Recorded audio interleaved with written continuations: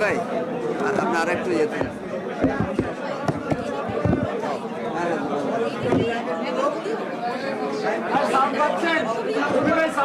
সবাইরে দাওয়াত দিছি, আমরা বলবো যে 11 দলের নেতৃবৃন্দ আছে। হ্যাঁ দাওয়াত দেবো, আমরা ব্যবস্থা করতেছি। এই সাইডে দেওয়া যায় একটু আগে দিতে হবে। এই পাশে দিয়ে দেন। ওই পাশে দিয়ে। ও সরি।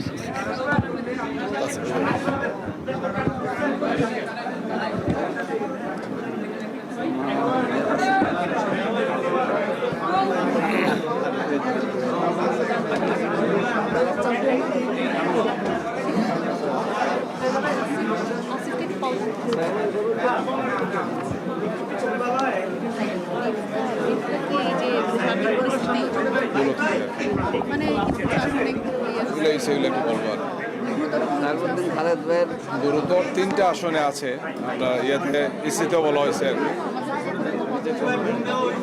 ওভারঅল পজিটিভ থাকে।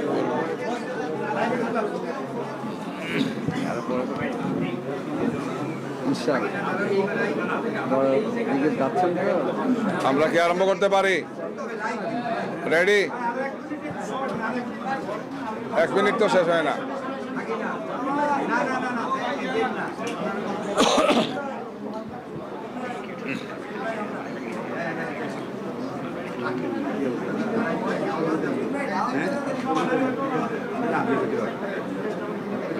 নামগুলো বলে দিতে মনিরা শারমিন নির্বাচন করেছেন আপনাদের সদস্য।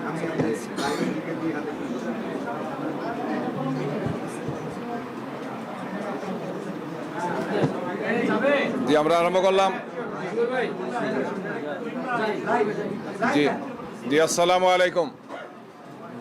সম্মানিত সাংবাদিক বন্ধুগণ, বাংলাদেশ জামাত ইসলামী কেন্দ্রীয় কার্যালয়ে আজকে 2026 সালের 12 তারিখ, ঐতিহাসিক এই দিন।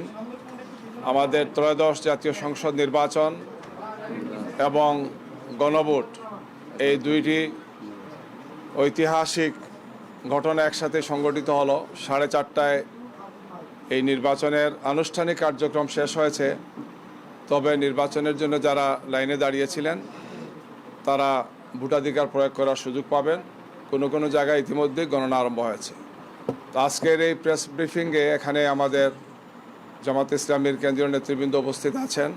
এর সাথে 11 দলীয় আমাদের নির্বাচনী ঐক্যের নেতৃবৃন্দ এখানে উপস্থিত আছেন।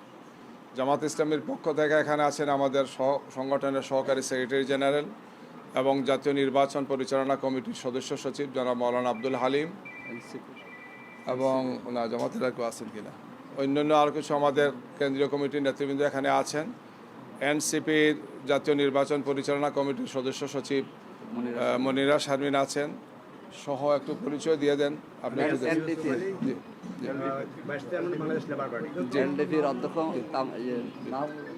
জি আলতাফ বলছেন।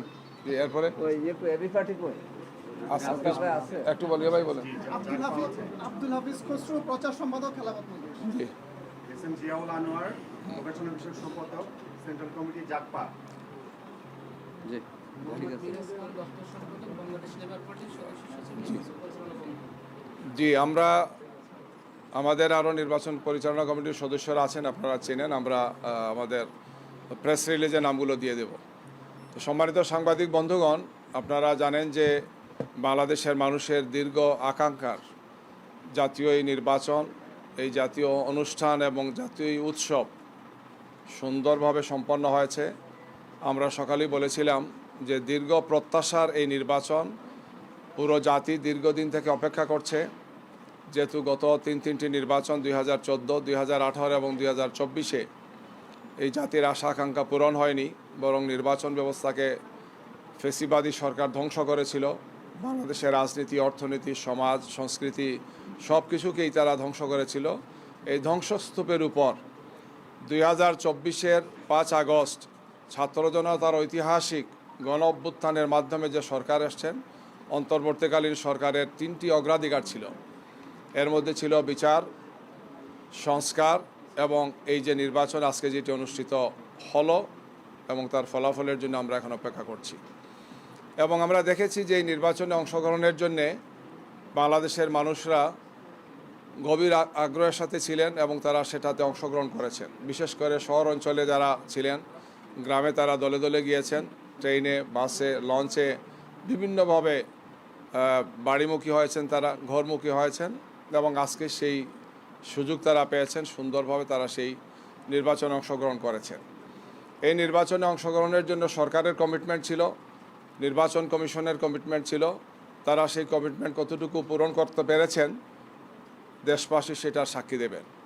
আমরা দেখেছি যে সকালবেলা বিপুল সংখ্যক মানুষ লাইনে দাঁড়িয়েছেন, ভোর থেকেই 7:30 থেকেই মানুষের দীর্ঘ লাইন আমরা দেখেছি, আপনাদের মাধ্যমে, বিভিন্ন মিডিয়া হাউসের মাধ্যমে আমরা দেখেছি এবং মানুষ অংশগ্রহণ করেছেন। সর্বশেষ নির্বাচন কমিশনের পক্ষ থেকে তারা বলবেন যে কত পার্সেন্ট ভোট মানে ভোটাররা অংশগ্রহণ করেছেন বা কাস্ট হয়েছে গিয়ে। সর্বশেষটা আমরা এখনও পাইনি। যেটা তারা বলেছেন 36,000 সেন্টারের কথা বলেছেন আর 47.something বলেছেন, সেটা পুরোপুরি যখন আসবে তখন বোঝা যাবে। আমাদের জানা মতো 42,500 মতো সেন্টারের রেজাল্ট আমরা পাবো। একটি আসনের যেহেতু ভোট স্থগিত আছে এই জন্য প্রায় 42,500 সামথিং সেন্টারের রেজাল্ট পাওয়ার কথা। তো এইটা হয়তো তারা ইতিমধ্যেই সম্পন্ন করে আমাদেরকে জানাবেন। এখন নির্বাচনের জন্য তারা গণনার জন্য প্রস্তুতি নিচ্ছেন। পোস্টাল ব্যালটের গণনা হবে, গণভোটের গণনা হবে এবং মূল যেটি জাতীয় সংসদের ব্যালটগুলো গণনা হবে। অর্থাৎ 3টি ব্যালট একসাথে গণনা হবে। আমরা এবং দেশবাসী গভীর আগ্রহের সাথে আমরা অপেক্ষা করব যাতে আমরা যথাসময় দ্রুততম সময়ের মধ্যে আমরা ফলাফলটা পেতে পারি। আমরা মনে করি যে এই নির্বাচনে সবার আন্তরিকতা ছিল, সবাই চেষ্টা করেছেন। এই চেষ্টার ফসল হিসাবে বাংলাদেশের ইতিহাসের একটি অনন্য সাধারণ নির্বাচন হয়েছে, যে নির্বাচনে মানুষের অংশগ্রহণ হয়েছে এবং খুব বড় আকারের কোনো ক্ষয়ক্ষতি হয়নি। তারপরেও অনেকগুলো আসনে কিছু সমস্যা আছে, সেন্টারে সমস্যা আছে, ভোট কেন্দ্রের সমস্যা আছে। আমরা আজকে সকালে বলেছি, আমাদের অন্যান্য নেতৃবৃন্দ এই সমস্ত বিষয়গুলো আপনাদের সামনে তুলে ধরেছেন গিয়ে। বিশেষ করে আমরা দেখেছি যে শরীয়তপুর 2 আসন, কুমিল্লা 8 নম্বর আসন, পটুয়াখালী 1 নম্বর আসন সহ এই সমস্ত আসনগুলো সহ আরও কিছু আসনের অনেকগুলো সেন্টারে আমাদের যারা এজেন্ট ছিলেন, আমাদের প্রার্থীদের এজেন্টদেরকে ঢুকতে দেওয়া হয় নাই। বিভিন্ন ধরনের হুমকি দেওয়া আছে, কোনো কোনো জায়গায় ফিজিক্যালি টর্চার করা হয়েছে, তাদেরকে আঘাত করা হয়েছে। আমাদের যারা নির্বাচনী সাথে যারা সম্পৃক্ত ছিলেন তাদেরকে হুমকি ধমকি দেওয়া হয়েছে। এই ধরনের বেশ কিছু ঘটনা বিভিন্ন জায়গাতেই ঘটেছে। তো এই ক্ষেত্রে আমরা তাৎক্ষণিকভাবেই প্রশাসনকে জানিয়েছি, নির্বাচন কমিশনের সংশ্লিষ্টদেরকে জানিয়েছি, তারা চেষ্টা করেছেন। এরপরেও কিছু কিছু জায়গাতে এই ধরনের কিছু অনিয়ম হয়েছে, কিছু বাধা প্রতিবন্ধকতা তৈরি হয়েছে। সব কিছু মিলে আমরা মনে করি যে আমরা যেটা আগেই প্রত্যাশা করেছিলাম যে একটি সচেতন জনগোষ্ঠী সব ধরনের সন্ত্রাসকে রুখে দিতে পারে, সব চক্রান্তকে রুখে দিতে পারে, বাংলাদেশের মানুষ আবার সেটা প্রমাণ করেছে। গতকালকে থেকে আরম্ভ হয়ে কোনো কোনো সময় যথেষ্ট উদ্বেগ ছিল, উৎকণ্ঠা ছিল, বিভিন্ন ধরনের মিডিয়া ট্রায়াল আমরা দেখেছি। এই সব কিছুকে ব্যর্থ প্রমাণ করে দিয়ে সাধারণ মানুষের নির্বাচনে অংশগ্রহণ এবং নির্বাচনকে অর্থবহ করার জন্যে দেশবাসীর পক্ষ থেকে একটি চমৎকার বলা যায় যে অংশগ্রহণের মাধ্যমে তারা সেটাকে বাস্তবে তারা দেখিয়ে দিয়েছেন। এখন নির্বাচনের গণনা এবং ফলাফল যাতে সুন্দর শান্তিপূর্ণভাবে হয় আমরা সেটা পর্যবেক্ষণ করছি। আমরা আমাদের পক্ষ থেকে 11 দলের পক্ষ থেকে আমরা নির্বাচন কমিশনে যাব এবং সেখানে আমরা এই বিষয়টি পর্যবেক্ষণ করব। আমাদের এই অফিসেও আমরা আপনাদের জন্য রাখবো, এখানে আপনারা দেখতে পারবেন। আমরাও আমাদের সাংগঠনিক প্রক্রিয়া মেনে এবং 11 দলের পক্ষ থেকে আমরা সময় সময় 299টি আসনে যেখানে নির্বাচন হয়েছে আমরা আপনাদেরকে জানাবো, একই সাথে প্যারালাল যে কোন আসনের রেজাল্টটা কতটুকু হচ্ছে গিয়ে। আমাদের ধারণা রাতের একটি সময়ের মধ্যে আমরা একটি ফলাফল দেখতে পাবো, হয়তো কালকে পর্যন্ত লেগে যেতে পারে, যেহেতু অনেকগুলো বিষয় আমরা আগে বলেছি যে 3 ধরনের ব্যালট এখানে গণনা হবে। সব মিলে আমরা দেশবাসীকে মোবারকবাদ জানাই এবং সংশ্লিষ্ট যারা আছেন বিশেষ করে নির্বাচন কমিশন, সরকারের সাথে যারা আছেন, কিছু ত্রুটি বিচ্যুতি সহ, কিছু দুর্বলতা সহ, কিছু অনিয়ম সহ সামগ্রিকভাবে এই নির্বাচন দেশবাসী উপভোগ করেছেন। এই নির্বাচনে দেশবাসী অংশগ্রহণের মাধ্যমে প্রমাণ করেছেন যে বাংলাদেশে একটি সুষ্ঠু সুন্দর নির্বাচন করা সম্ভব। শতভাগ সুষ্ঠু নির্বাচন করার জন্য সবার অংশগ্রহণ প্রয়োজন, সবার পক্ষ থেকে দায়িত্ব পালন করা প্রয়োজন। সেই কাজটি আমার মনে হয় আমরা করার চেষ্টা করেছি। এক্ষেত্রে যে সমস্ত অনিয়মগুলো হয়েছে বা যে সমস্ত সন্ত্রাসী ঘটনা ঘটেছে, যে সমস্ত হামলার ঘটনাগুলো ঘটেছে, সংশ্লিষ্ট কর্তৃপক্ষ এই সমস্ত বিষয়গুলোকে বিবেচনা নিয়ে প্রয়োজনীয় পদক্ষেপ গ্রহণ করবেন, আমরা এটা প্রত্যাশা করি। আমাদের পক্ষ থেকে আমাদের আমিরে জামাত কিছু কথা বলেছেন, আপনারা শুনেছেন। তিনি একটি সংবাদ সম্মেলন করেছিলেন, তার একটা অভিমত তিনি দিয়েছেন। তিনি যখন ভোটাধিকার প্রয়োগে যান সকালবেলা, তিনি সেখানে একটা অভিমত প্রকাশ করেছেন। আমাদের 11 দলীয় শীর্ষ নেতৃবৃন্দ ঢাকাতে এবং ঢাকার বাইরে যারা নির্বাচনে ভোট দিয়েছেন স্ব কেন্দ্রে, সেখানে প্রত্যেকটি একটি অভিমত দিয়েছেন। এই সব বিষয়ের মাধ্যমে এটি স্পষ্ট যে বাংলাদেশ সবসময় সন্ত্রাস এবং নৈরাজ্যের বিরুদ্ধে আমরা ঐক্যবদ্ধ ছিলাম, আমরা ঐক্যবদ্ধ আছি। এবং এই ধরনের একটি সচেতন জনগোষ্ঠী, দায়িত্বশীল জাতি কখনো হার মানে না। এই জাতি হার মানবে না। এই জাতি তার অভিষ্ট লক্ষ্যে পৌঁছে যাবে। যে সংস্কার এবং যে ধরনের অর্জন আমাদের হয়েছে, আমাদের শহীদদের, আমাদের আহতদের, আমাদের এই যে বিপুল সংখ্যক মানুষের আত্মত্যাগের মাধ্যমে আমরা একটি নূতন বাংলাদেশকে আমরা দেখতে চাই। আমাদের দৃঢ় বিশ্বাস যে দেশবাসী আমাদের 11 দলীয় নির্বাচনী ঐক্যের যে প্রার্থী আমরা দিয়েছি 299 জন, আমরা আশা করছি যে বিপুল ভোটে ইনশাআল্লাহ আমরা সর্বোচ্চ সংখ্যক আসনে নির্বাচিত হয়ে আমরা দেশবাসীর প্রত্যাশা পূরণ করব ইনশাআল্লাহ। আপনাদের সবাইকে ধন্যবাদ। আমাদের পক্ষ থেকে সংক্ষেপে এই বিষয়ে এখন কথা বলবেন ব্যারিস্টার খালেদ। উনি বলে ফেলুক, তারপরে আমরা ইয়ে করব। আচ্ছা আচ্ছা, জি শোনেন। জি, আপনি বারবার বলছেন যে এবারের নির্বাচনটা সুষ্ঠু এবং স্বাভাবিকভাবে দেশের দেশবাসী যারা আছেন সামগ্রিকভাবে তারা বেশ উৎসবমুখর পরিবেশে ভোটদান করেছে এবং তারা সন্তুষ্ট এই ভোটদান প্রক্রিয়ায় অংশ নিতে পেরে। তো সেই জায়গা থেকে আমরা বলতে চাই যে যেহেতু আপনারাও বলছেন যে ভোট সুষ্ঠু হয়েছে শুধুমাত্র কিছু বিচ্ছিন্ন ঘটনা ছাড়া, তো সেক্ষেত্রে ফলাফল ঘোষণার পর যদি আপনাদের অন্য কোনো দল নতুন সরকার গঠন করে, সেক্ষেত্রে আপনারা জামাত ইসলামী বৃহত্তর দল হিসেবে পরাজয় মেনে নেবেন কিনা?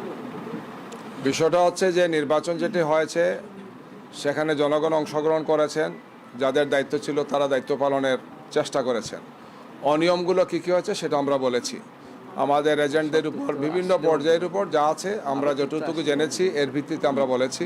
আমরা আরও পর্যবেক্ষণ করছি কি হয়, কিন্তু আমরা মনে করি যে ওভারঅল অতীতের যে কোনো সময়ের তুলনায়, বিশেষ করে বিগত 3টি নির্বাচনে আমাদেরকে যে হতাশ করেছিল, এই নির্বাচন জাতিকে আশান্বিত করেছে যেন একটা সুষ্ঠু সুন্দর নির্বাচন উপহার দেওয়া যায়।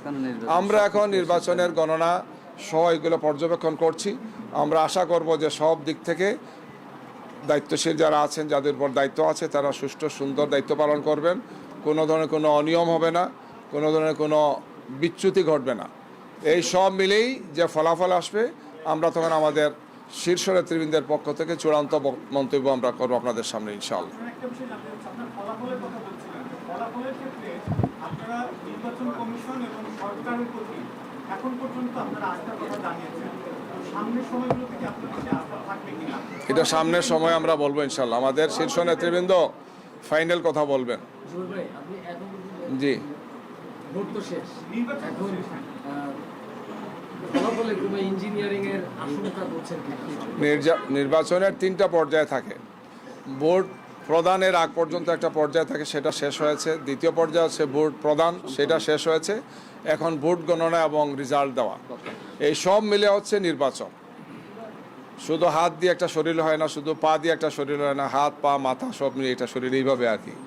তো আমরা আশা করব যেভাবে এই জাতির প্রত্যাশা একটি সুষ্ঠু সুন্দর নির্বাচন হোক, জনগণ তাদের সঠিক প্রতিনিধিত্ব বেছে নেক, সেই প্রক্রিয়া চূড়ান্ত হবে সুন্দর এবং সুষ্ঠুভাবে।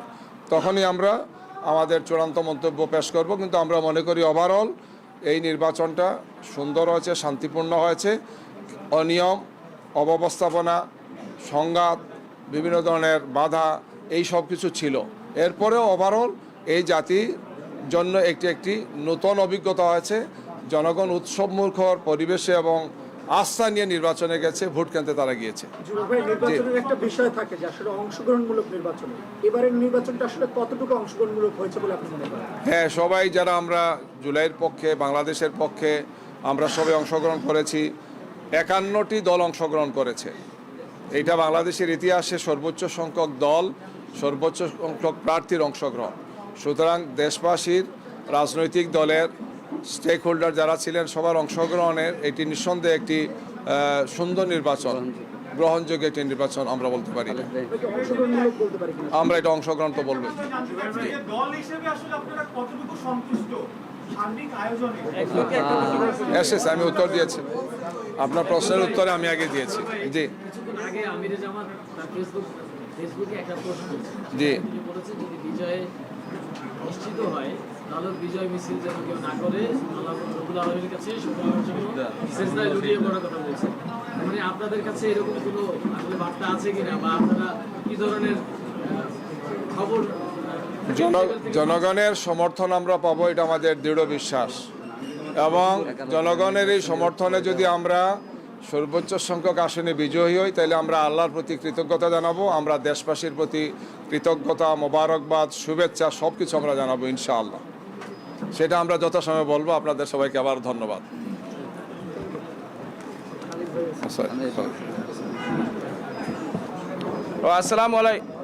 Assalamu alaikum everyone. Can you hear me, right?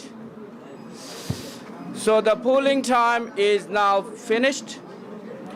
I would like to take this opportunity on behalf of the 11th Party Alliance and on behalf of Bangladesh Jamaat-e-Islami, we would like to extend our heartfelt gratitude to the brothers and sisters, the people of Bangladesh in every part of the country, for your struggle, for your sacrifice, for your blood to restore democracy, rule of law, fairness and justice in Bangladesh, and also for you turning in the voting centers to cast your mandate to form a new government to build a nation of hope.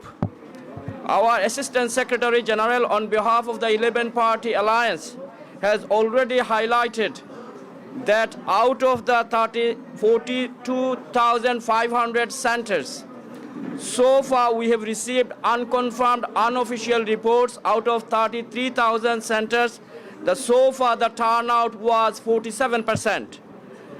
And it was also highlighted that the violence and the irregularities were not in a very massive scale. The counting is now underway. We will now go to the Election Commission and will oversee the official and formal counting. We are hoping to get the result in the quickest time and in a very transparent manner to reflect the mandate of the people of Bangladesh. We are confident that the 11 Party Alliance will win the mandate of the people and will form the government. This government will be the government of the people of Bangladesh. I wish you all best of luck. Thank you so much. জি, সবাইকে ধন্যবাদ। তুমি কিছু বলবা?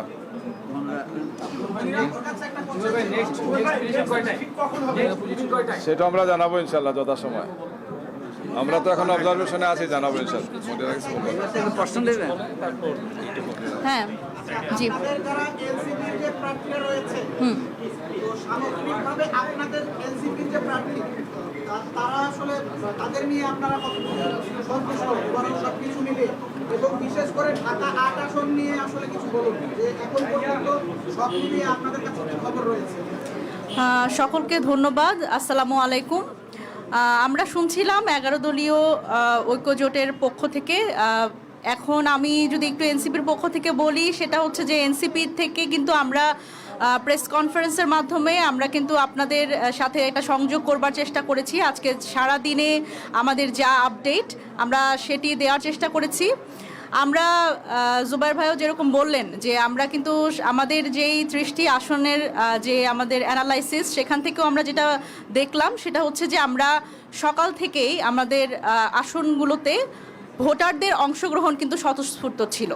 এটি একটা খুবই আশাব্যঞ্জক ব্যাপার। আমরা এই জায়গা থেকে ভোটারদের স্বতঃস্ফূর্ত অংশগ্রহণ দেখেছি এবং তাদের যে এই যে 17 বছর যে আসলে আমরা আমাদের মতো তরুণরা যারা আসলে নির্বাচনের এই প্রক্রিয়া থেকে যাদের দূরে রাখা হয়েছিল তারা কিন্তু প্রথমবারের মতো খুবই উৎসব মুখর পরিবেশে কিন্তু তারা ভোট দিতে পেরেছেন। এটি একটা ব্যাপার এবং নির্বাচন যে আসলে শুধুমাত্র হানাহানি, হামলা, মামলা এবং এই ভয়ভীতির সংস্কৃতি না, এবং এটি কিন্তু এই নির্বাচনটা একটা বড় উদাহরণ যে বাংলাদেশে এরকম একটি রক্তপাতহীন নির্বাচন হওয়া সম্ভব। এবং এটি আমি বলবো যে জুলাই গণ অভ্যুত্থানের প্রতি সত্যিকারের জাস্টিস হচ্ছে এটি যে বাংলাদেশে 17 বছর পরের যে নির্বাচন সেই নির্বাচনে প্রত্যেকটি রাজনৈতিক দল এবং যারা আসলে দায়িত্বপ্রাপ্ত ছিলেন নির্বাচনকালীন তারা কিন্তু একটা দায়িত্বশীলতার পরিচয় দিয়েছে। এবং আমি আমার জায়গা থেকে এবং এনসিপির পক্ষ থেকে, এনসিপির নির্বাচন পরিচালনা কমিটির পক্ষ থেকে আসলে সকলকে আন্তরিক ধন্যবাদ জানাই। আমাদের যে কিছু বিচ্ছিন্ন জায়গা থেকে আমাদের যে ঘটনাগুলো, আমাদের কিন্তু খুব গুরুতর কিছু ঘটনাও আমরা দেখেছি। আমরা হাতিয়া আমাদের হান্নান মাসুদের যে আসন সেখানে কিন্তু আমরা দেখেছি যে সেখানে মানে সিল মারা ব্যালট পেপারে এই ধরনের ঘটনা, এবং ময়মনসিংহেও আমাদের এক ধরনের ব্যালট বাক্স ছিনতাইয়ের মতো ঘটনা আমরা দেখেছি। কিন্তু এরকম কিছু ঘটনা এবং আমরা আরও যেটা গুরুত্বপূর্ণভাবে বলতে চাই, ঢাকা 8 আসন এবং 9 আসনে আমাদের প্রার্থীরা যখন আসলে কেন্দ্র পরিদর্শনে গেছে সেখানে কিন্তু এক ধরনের অস্থিতিশীলতা আমরা লক্ষ্য করেছি। তবে আমি যদি বলি এই ধরনের ত্রুটি বিচ্যুতি যখন আমরা লক্ষ্য করেছি, আমরা অভিযোগ করেছি, পরবর্তীতে কিন্তু যারা আসলে দায়িত্বপ্রাপ্ত তারা এই বিষয়গুলো অ্যাকনলেজ করেছে এবং ব্যবস্থা নিয়েছে। এটি একটা খুবই আশার ব্যাপার। সুতরাং ওভারঅল আমরা বলতে পারি যে ভোট কাস্টিং থেকে শুরু করে ভোটারদের উপস্থিতি, যেটি কিন্তু আমাদের সবচেয়ে গুরুত্বপূর্ণ ব্যাপার ছিল, যে এই নির্বাচনটি শুধুমাত্র কিন্তু ক্ষমতা বদলের নির্বাচন নয়, এটি ভোটারদের তাদের রাজনৈতিক অধিকার প্রয়োগের একটা বড় সুযোগ আমরা এবং একটা নিরাপদ অবস্থান আমরা তৈরি করে দিতে চেষ্টা করেছি।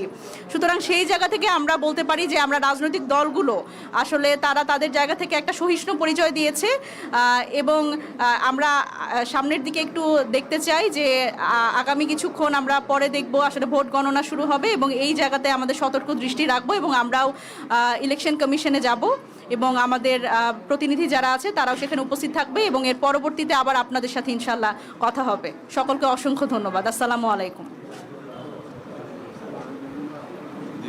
হ্যাঁ, ধন্যবাদ।